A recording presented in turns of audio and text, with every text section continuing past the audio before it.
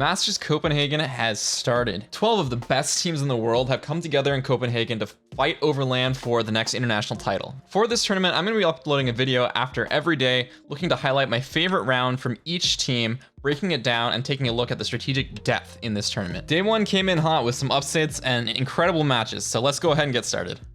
The day started off with our Korean and Japanese representatives, DRX and North Epshin, facing off on Ascent. DRX starts round 9 with Extremity Control Default, using a Prowler in B main as well as a Killjoy turret to try to take control. Simultaneously, a KO knife hits A main and spots out 2 players. Jojo uses his Haunt in B main to push Buzz out, along with spam from the Odin. DRX has continued to hold passive, taking no risks, and only using rechargeable abilities with the exception of the single Prowler. Looking for more info, Jojo uses a Prowler in B main, which Buzz is able to break. DRX then throws another smoke and a Haunt towards bottom mid to take control of this little area. DRX uses this map control to push Stacks up Cat, flash Meteor off the angle, and then get ready for a B split.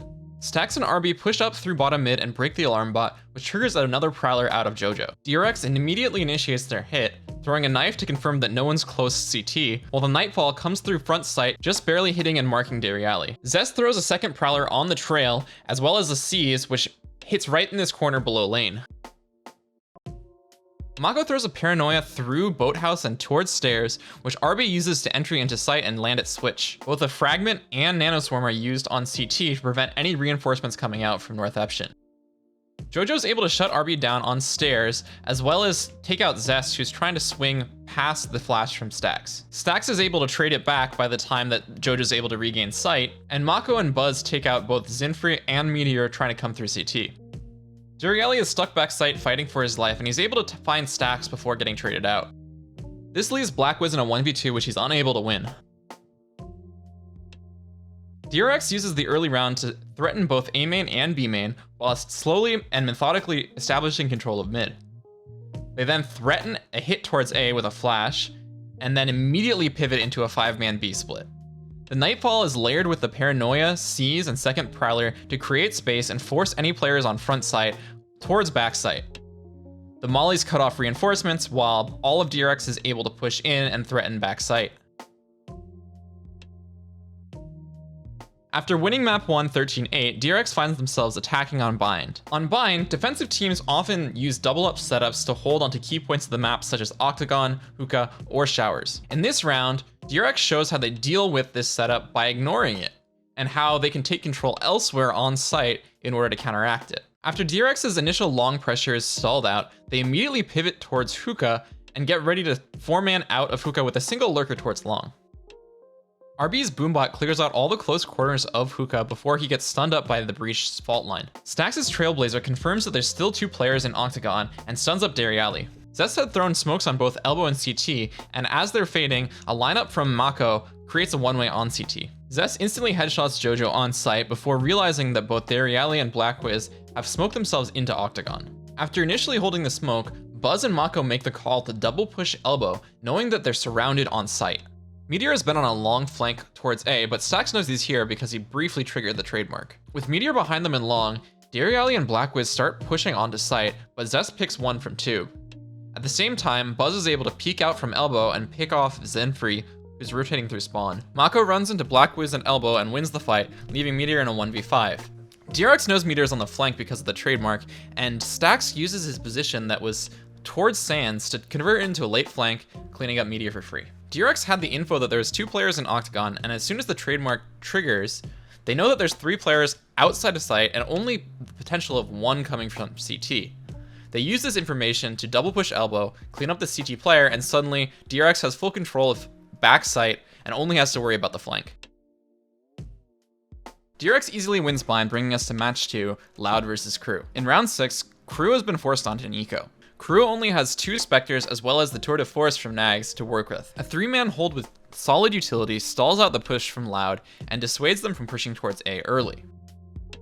As the push gets stalled out, Nags has been pushing out of B main with his ult. He's able to clear the angles in spawn and push up to a position where he can post up on the back side of A halls. Delzik loses his life fighting for control of halls, but the utility out of Klaus pushes Loud out of halls and into the waiting crosshair of Nagset. Knowing that their Halls players are sandwiched, Loud feels the pressure and decides to start pushing onto site. Aspas sees 2 and blast packs in, but KRU is completely stacked A site with the full info they have. Keznit kills Aspas with his back turned, and Pankata swings out and is able to find 2 before getting traded out by Klaus. Sadak reses Sasi, but at this point, Nagzat has found the space to push up from the flank and takes out both. Knowing they're at an economic disadvantage, KRU decided to take a risk by pushing Nagzat solo out of B main.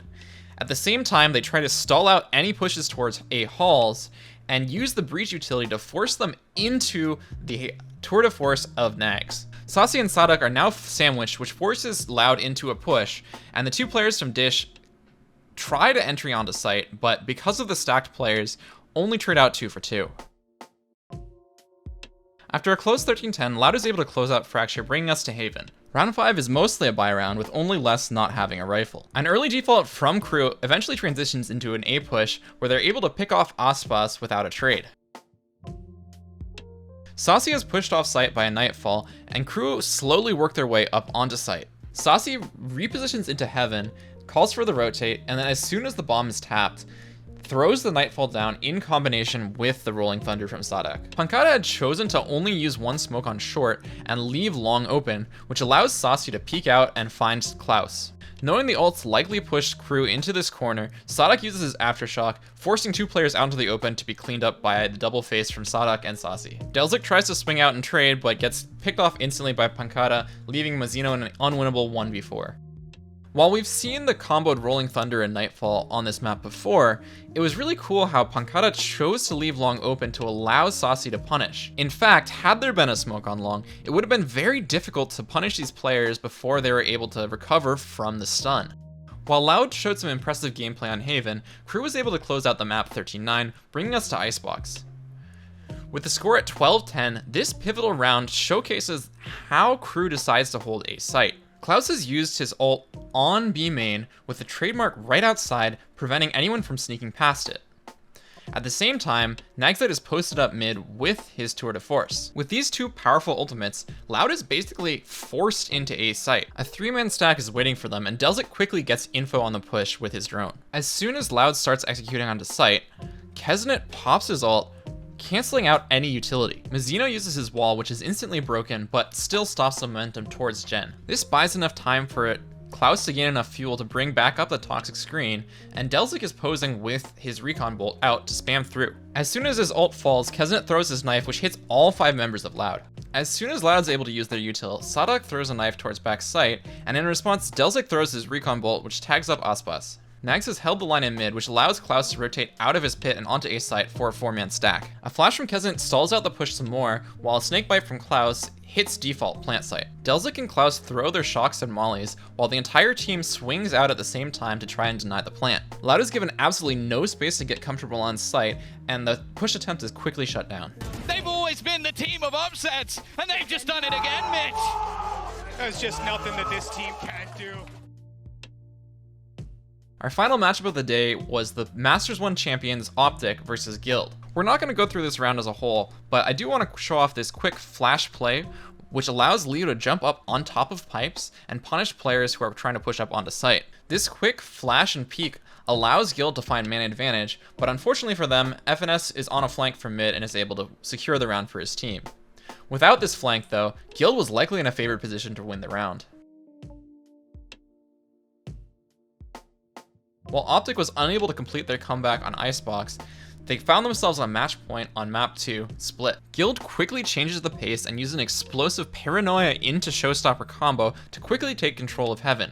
Trex predicts Victor's counter ult, sends his ult towards Hell, and managed to catch Victor on the way up. With Safe already controlling B main, Coldamenta ults into back site. Rust walls stairs, leaving CT as the only location Optic can reinforce through. An Aftershock clears default box, and Guild double peek and trade out onto CT. With Crashy's jump peeking on CT and 2 players making noise in Heaven, Guild decides to double push CT and 2v1 Crashies. Trex's jumping classic throws off Crashy's crosshair placement, and 3 players of Optic are quickly cleaned up, leading us to overtime. In an absolutely nutty overtime, Guild is able to upset Optic, sending them to the elimination match against Loud, where the 2 Masters 1 finalists are going to face off on Tuesday. Thanks so much for watching, and I'll be back tomorrow with highlights of day 2.